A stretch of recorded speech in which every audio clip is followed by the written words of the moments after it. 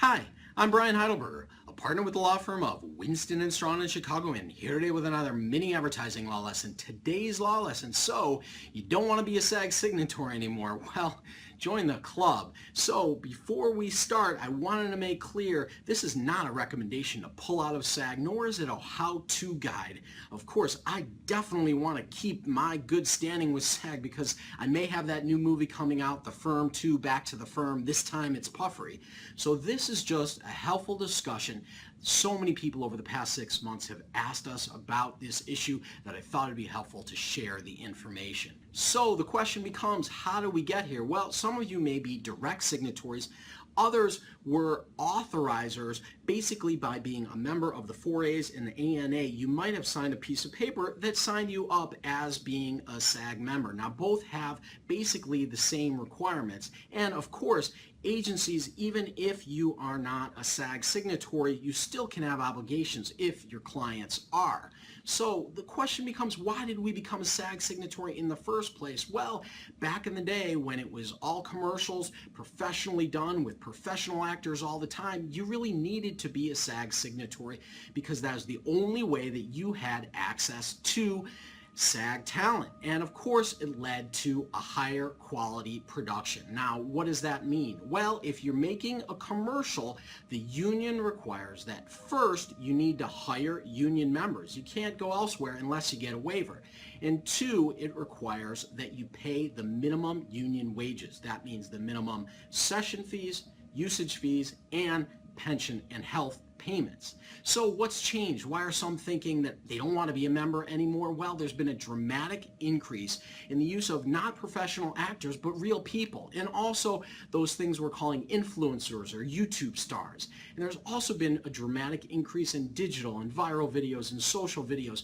All of those things which aren't the high-end commercial production, but still may be deemed a commercial under the SAG contract. And in fact, clients just don't want to pay minimum union rates when they don't need professional actors. They figure they can pay much less. Now, there have been some carve-outs in the past union contract where we didn't have to pay minimum union rates for things like live events, man on the street, hidden camera, but generally, we still have this problem. So, how are advertisers and agencies viewing it now? Well, advertisers, some of them just don't see the value.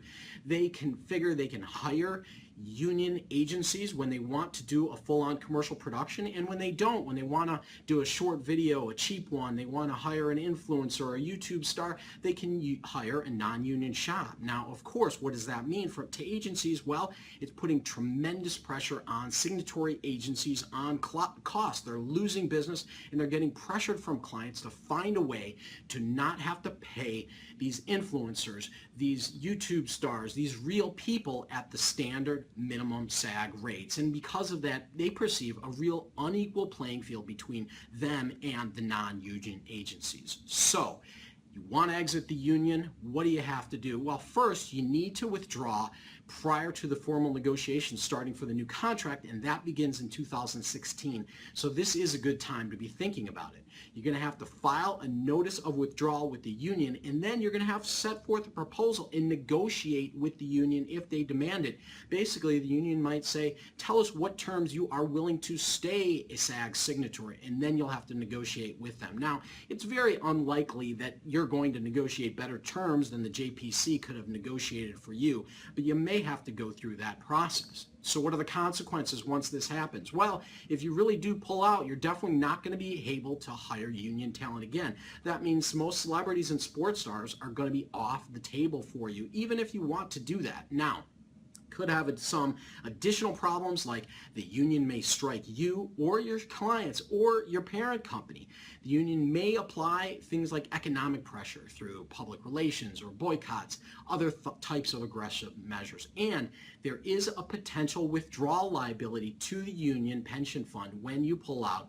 It's a pro rata share of deficiency in the union P&W fund based upon kind of numbers on your past production. Now, that number is going to be different for everyone, but it can be a significant liability, so you do want to consider that and look into that.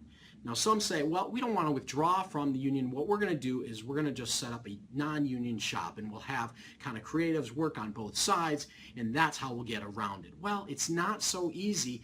First of all, a union shop cannot own a non-union shop. And second of all, you really need separation for that non-union shop to maintain its integrity as non-union. That means separate workers, including separate creatives, separate offices, bank accounts, clients.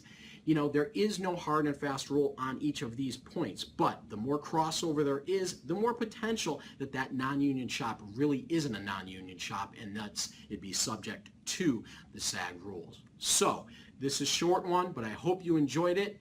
Please follow me for more mini law lessons at youtube.com/Brian Heidelberger, and always follow me on Twitter @BriHeidelberger. And until next time, let's be careful out there.